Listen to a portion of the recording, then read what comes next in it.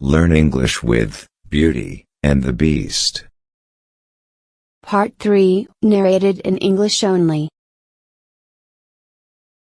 There was once a very rich merchant who had 3 sons and 3 daughters. The daughters were very beautiful, especially the youngest. When she was little, everybody admired her, and called her the little beauty.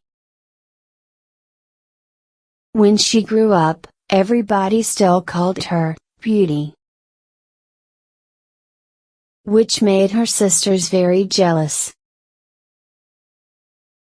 While the eldest sisters spend their days going to balls and parties to show off their wealth, Beauty preferred to help her father, and, above all, she loved to read. All at once, the merchant lost his whole fortune. With the exception of a small country house, at a great distance from town, and explained to his children, with tears in his eyes, that they would have to move there, and work, for their living. The 2 eldest answered, that they would not leave the town, for they had several lovers, who, they were sure, would be glad to have them, though they had no fortune. But in this, they were mistaken, because their lovers slighted and forsook them in their poverty. When they came to their country house, the merchant and his 3 sons devoted themselves to agriculture. Beauty got up at 4 in the morning and made haste to have the house clean and breakfast ready for the family. In the beginning, she found it very difficult, because she had not been used to work as a servant. But in less than 2 months, she grew stronger and healthier than ever. On the contrary, her 2 sisters did not know how to spend their time. They got up at 10, and spent the whole day loafing around, lamenting the loss of their fine clothes. The family had lived about a year in the country house, when the merchant received a letter informing him that the ship with his goods had not sunk, but had arrived. The family rejoiced in the turn of their fortune. When the 2 eldest daughters saw their father ready to set out, they begged of him to buy them gowns, caps, rings, and all manner of trifles. But Beauty asked for nothing, for she thought to herself that all the money her father was going to receive would scarce be sufficient to purchase everything her sisters wanted. "What would you like me to bring you, Beauty?" asked her father. "A rose will be enough for me." The good man set off on his journey, but when he came there, they brought him to justice, because of the merchandise. And after numerous difficulties and inconsistencies, he came back, as poor as before. He was within 30 miles of his house, thinking on the pleasure he should have in seeing his children again. When going through a large forest, he lost himself. It rained and snowed a lot, and the wind was so strong that it threw him twice off his horse. Very frightened, he approached a castle that he saw in the distance. The merchant thanked God for such a happy discovery, and walked towards the house, where he saw no one. Entering into a large hall, he found a huge bonfire, and a table plentifully set out. As he was wet quite through with the rain and snow, first, he drew near the bonfire, to dry himself. I hope the master of this house, or his servants, will excuse the liberty I take. I suppose it will not be long before some of them appear. He waited a considerable time, till it struck 11, but nobody came. At last, he was so hungry that he could stand it no longer, took a chicken, and ate it in 2 mouthfuls. Then, he drank a few glasses of wine, and growing more courageous, he went out of the hall, and crossed through several grand apartments, with magnificent furniture, till he came into a chamber, which had an excellent bed. And as he was very tired, and it was already past midnight, he concluded it was best to shut the door, and go to bed. It was 10 the next morning, when the merchant waked. He was surprised to see his clothes clean, and neatly folded. Without a doubt, this palace belongs to a good fairy, who has taken pity on me. He looked through a window, but instead of snow, saw the most delightful trees, interwoven with the most beautiful flowers that ever were beheld. He then returned to the great hall, where he had dined the night before, and found some chocolate, ready made, on a little table. Thank you, good Madam Fairy, for being so kind to offer me breakfast. I am extremely obliged to you for all your favors, said he aloud. The good man drank his chocolate, and then went to look for his horse. But passing through a rose garden, he remembered Beauty's request to him. He stopped, to pick the loveliest rose he could find. Immediately, he heard a great noise, and saw such a frightful beast coming towards him, that he almost fainted.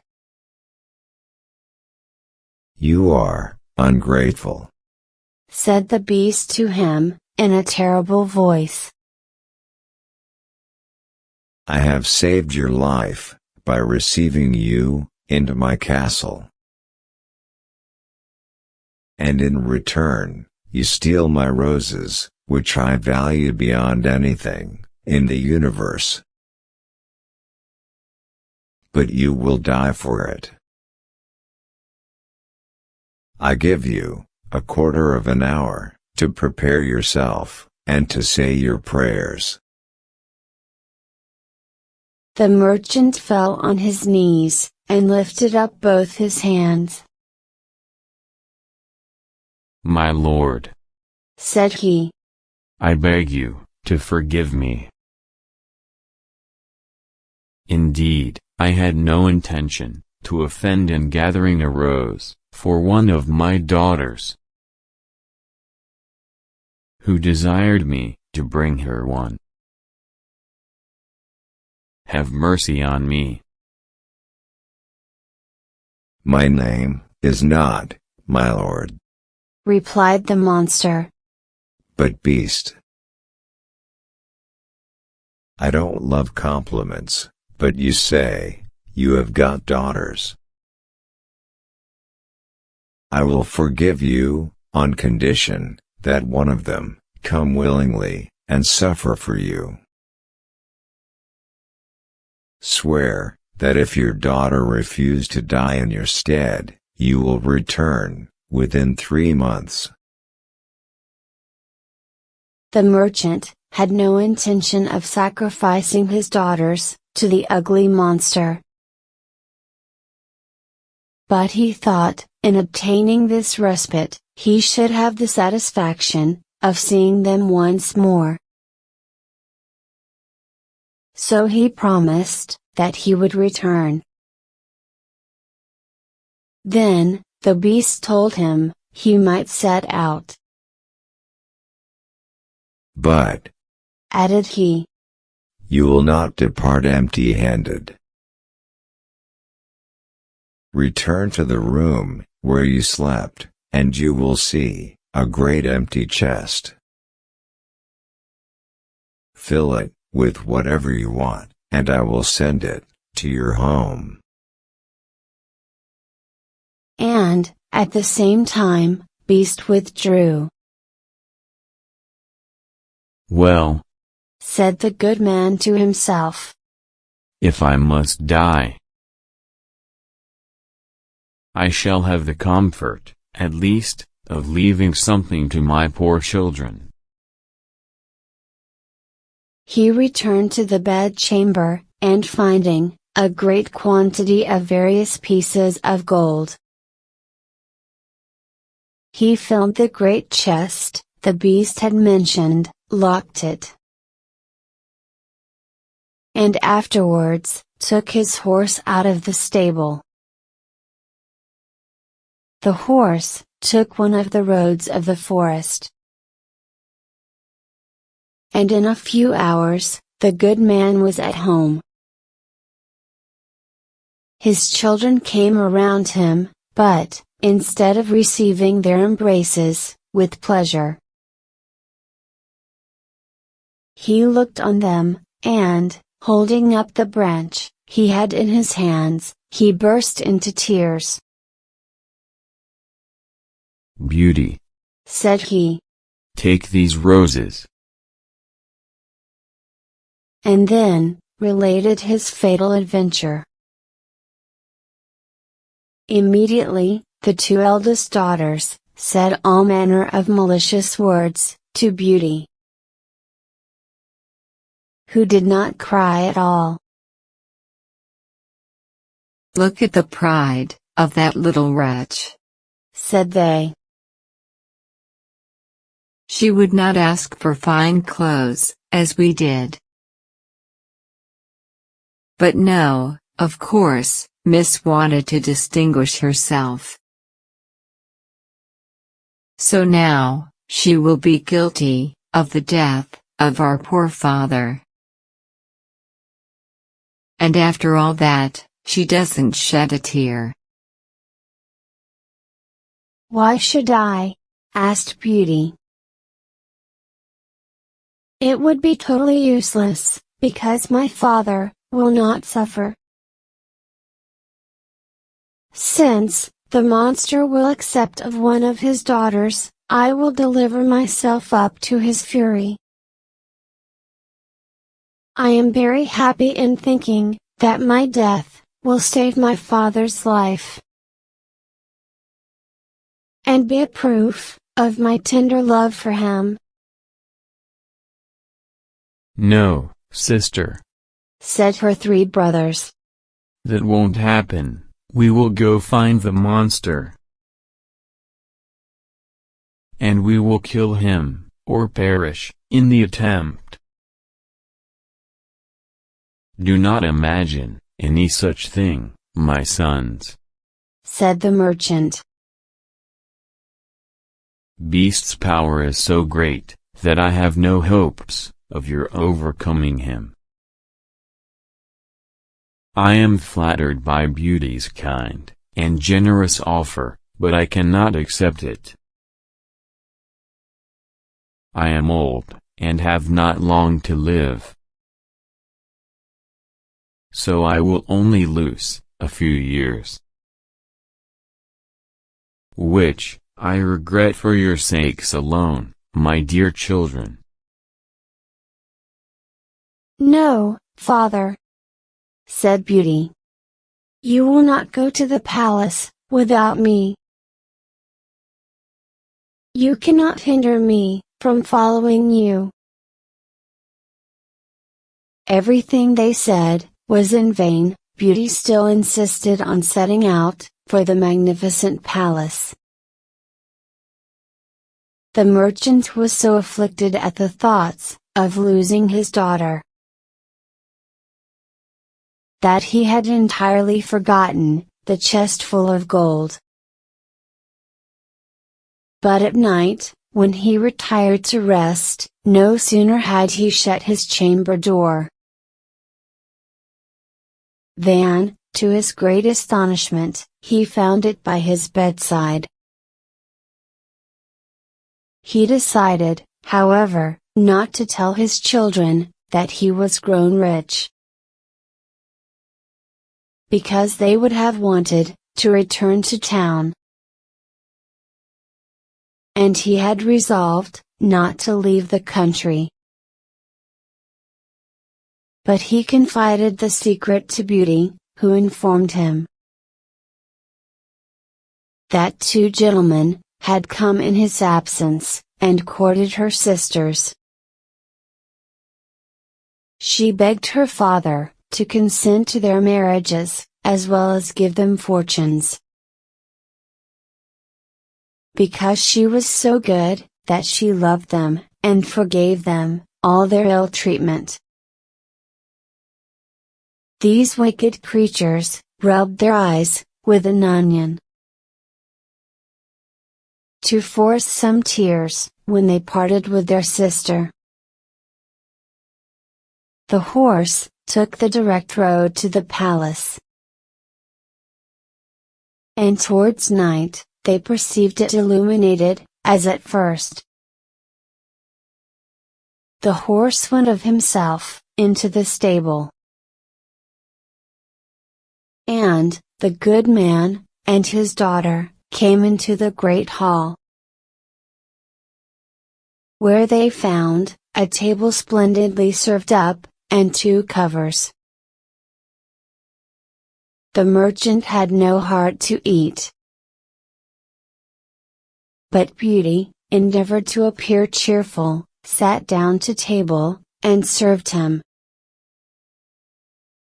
Then she thought to herself, Beast surely wants me to gain weight before he eats me.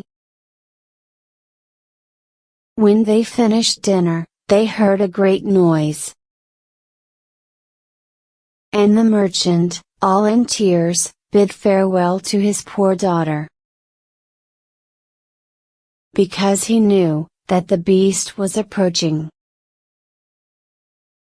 Beauty was terrified at his horrid form, but she showed as much courage as she could. When the monster asked her if she was there of her own free will, she replied, trembling, "Yes." You are a man of your word, and I'm very grateful to you. Honest man, leave tomorrow morning, but never think of returning here again. See you tomorrow, Beauty. See you tomorrow, Beast, answered she. And immediately, the monster withdrew. Oh, daughter, said the merchant, embracing Beauty. I am almost dying of fright. Believe me, you had better go back, and leave me here. No, father, said Beauty, in a resolute tone. You will set out tomorrow morning, and leave me to the care and protection of Providence. They went to bed, and thought they would not close their eyes all night. But scarce they lay down, they fell asleep. Beauty dreamed, a fine lady came, and said to her, I am content, Beauty, with your good will. This good action of yours, in giving up your own life, to save your father's, will not go unrewarded. Beauty waked, and told her father her dream, and thought it helped to comfort him a little. But he could not help crying bitterly, when he took leave of his dear daughter. As soon as he was gone, Beauty sat down in the great hall, and fell a-crying likewise. But, as she was mistress of a great deal of resolution, she recommended herself to God, and resolved not to be uneasy the little time she had to live, because she firmly believed Beast would eat her up that night. However, she thought, she might as well walk about till then, and view this beautiful castle. It was a delightful, pleasant place. She was extremely surprised at seeing a door, over which was wrote, Beauty's apartment. She opened it, and was dazzled with the magnificence that reigned throughout. But, what chiefly took up her attention, was a large library. She took a book, and read these words, in letters of gold. Welcome, Beauty, banish fear. You are queen, and mistress here. Speak your wishes, speak your will, and it will be here, and now.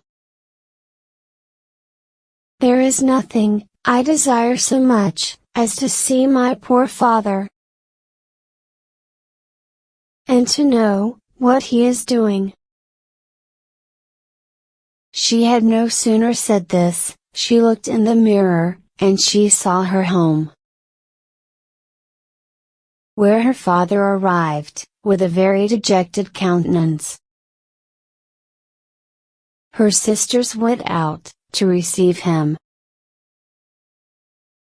and notwithstanding their endeavors, to appear sorrowful, their joy, felt for having got rid of their sister, was visible, in all their features.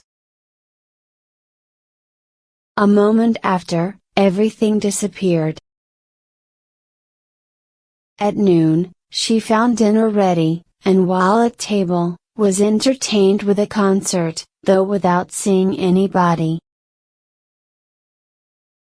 But at night, as she was going to sit down to supper, she heard the noise Beast made. Beauty, said the monster, will you give me permission to see you have dinner? If you so wish, answered Beauty, trembling. No, replied the Beast. You alone are mistress here. It's enough that you ask me to leave, if my presence is troublesome. and I will immediately withdraw. But tell me, don't you think me very ugly?" "That is true," said Beauty. "I cannot tell a lie. But I believe you are very good-natured." "So I am, but then, besides my ugliness, I have no sense. I know very well that I am a poor, silly, stupid creature." "No sign of folly, to think so," replied Beauty. "So don't fool yourself into believing it." "Eat then, Beauty, and endeavor to amuse yourself in your palace. For everything here is yours, and I should be very uneasy if you were not happy." "You are very obliging," answered Beauty. "I own, I am pleased with your kindness. When I consider that your deformity almost disappears." "Yes, yes," said the Beast. "My heart is good, but still, I am a monster." "Among human beings, there are many that deserve that name more than you. And I prefer you, just as you are, to those who, under a human form, hide a treacherous, corrupt, and ungrateful heart." "If I had sense enough," replied the Beast, "I would make a fine compliment, to thank you. But I am so dull, that I can only say, I am greatly obliged to you." Beauty had almost conquered her dread of the monster. But she was about to faint, when he asked her, "Beauty, will you be my wife?" Some time passed, before she dared to respond. For she was afraid of making him angry, if she refused. At last, however, she answered, trembling, "No, Beast." Immediately, the poor monster began to sigh and hiss so frightfully, that the whole palace echoed. But Beauty soon recovered her fright, for Beast having said, in a mournful voice, "Then, farewell, Beauty," left the room, and only turned back, now and then, to look at her, as he went out. When Beauty was alone, she felt a lot of compassion for poor Beast. Beauty thought to herself, "What a pity, that someone so good-natured, should be so ugly." Beauty spent 3 months, very contentedly, in the palace. Every night, the Beast visited her, and talked to her, during dinner. And Beauty daily discovered some valuable qualifications in the monster. Every night, Beast and Beauty had dinner together. And little by little, she grew accustomed to him. There was only one thing that worried Beauty, which was, that every night, before she went to bed, the monster always asked her, if she would be his wife. One day, she said to him, "Beast, you make me very uneasy. I wish I could consent to marry you. But I am too sincere to make you believe that will ever happen. I shall always esteem you as a friend. Oh, I know too well my own misfortune. But I love you with the tenderest affection. Promise me never to leave me. Beauty blushed at these words. She had seen in her mirror that her father was suffering from the loss of her. And she longed to see him again. I could promise never to leave you. But I have such a great desire to see my father, that I'll fret to death if you refuse me that satisfaction. I will send you to your father, you will remain with him, and poor beast will die with grief. No, said Beauty, weeping. I love you too much to be the cause of your death. I promise to return in a week. You have shown me that my sisters are married, and my brothers gone to the army. Only let me stay a week with my father, as he is alone. You will be there tomorrow morning, said the beast. but remember your promise. You need only lay your ring on the table before you go to bed, when you have a mind to come back. Farewell, Beauty. Beast sighed as usual, bidding her good night. And Beauty went to bed, very sad at seeing him so afflicted.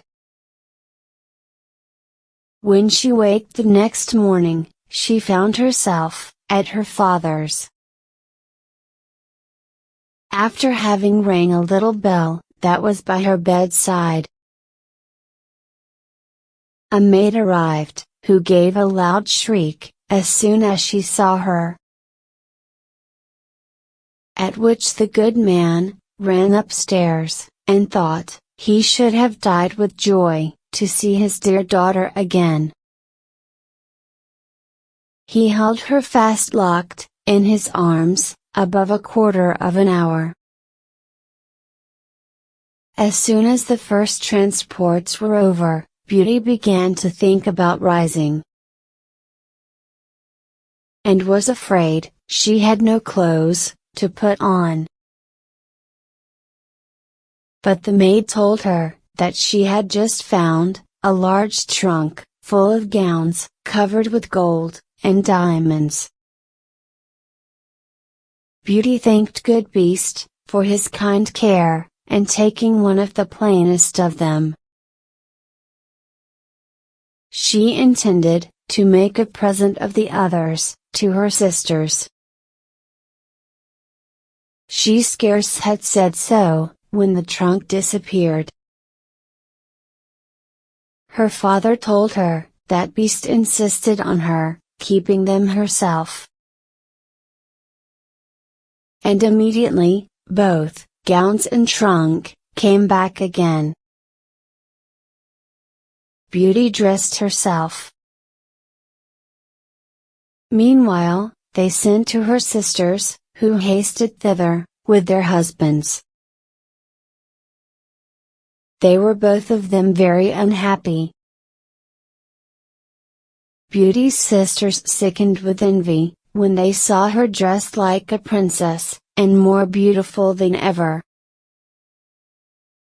They went down into the garden to vent it in tears, and said one to the other,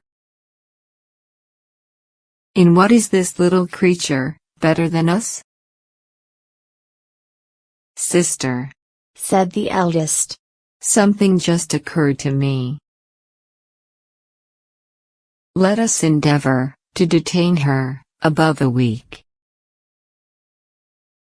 Perhaps the silly monster will be so enraged at her for breaking her word that he will devour her. Very good, sister, answered the other. Let us then treat her with all the kindness possible. After they had taken this resolution, they went up and behaved so affectionately to their sister, that poor Beauty wept for joy. When the week was expired, they cried, and tore their hair. They seemed so sorry to part with her, that Beauty promised to stay a week longer. But Beauty couldn't stop thinking about the Beast, whom she sincerely loved, and really longed to see again. The 10th night she spent at her father's, she dreamed she was in the palace garden. In a corner of the garden, Beast was wriggling in pain. When she asked him what was wrong, the Beast answered in a feeble voice, I am dying of a broken heart, because you have forgotten me. Bella woke up, and started crying. Am not I very wicked? She asked herself. To act so unkindly to Beast? He is kind, and good, and that is sufficient. Why did I refuse to marry him? Beauty, having said this, rose, put her ring on the table, and then lay down again. When she waked the next morning, she was overjoyed to find herself in the Beast's palace. She put on one of her richest suits to please him, and waited for evening with the utmost impatience. At last, the wished-for hour came. The clock struck 9, yet no Beast appeared. Beauty then feared she had been the cause of his death. She ran crying, and wringing her hands, all about the palace. After having sought for him everywhere, she recollected her dream, and ran to the canal in the garden, where she dreamed she saw him. There she found poor Beast, senseless, and, as she imagined, dead. She threw herself upon him, without any dread, and finding his heart beat still, she fetched some water from the canal, and poured it on his head. Beast opened his eyes, and said to her, You forgot your promise. And I was so afflicted for having lost you, that I resolved to starve myself. But, since I have the happiness of seeing you once more, I die satisfied. No, dear Beast, said Beauty. You must not die. Live to be my husband. From this moment, I give you my hand, and I swear to be only yours. I thought I only felt friendship for you, but the grief I now feel convinces me that I cannot live without you. Beauty scarcely had pronounced these words when she saw the palace sparkle with light and fireworks. Everything seemed to give notice of some great event. She turned to her dear Beast, for whom she trembled with fear. But how great was her surprise! Beast had disappeared. And Beauty saw, at her feet, one of the loveliest princes that I ever beheld, who returned her thanks for having put an end to the charm under which he had so long resembled a beast. Though this prince was worthy of all her attention, she could not forbear asking where Beast was. "You see him, at your feet," answered the prince. "A wicked fairy had condemned me to remain under that shape, till a beautiful virgin should consent to marry me. You were the only one in the world generous enough to be won by the goodness of my temper. And in offering you my crown, I can't discharge the obligations I have to you." Beauty, agreeably surprised, gave the prince her hand to rise. They went together into the castle. And Beauty was overjoyed to find, in the great hall, her father, and his whole family, whom the beautiful lady, that appeared to her in her dream, had conveyed thither. "Beauty," said this lady, "you are going to be a great queen. I hope the throne will not lessen your virtue, or make you forget yourself.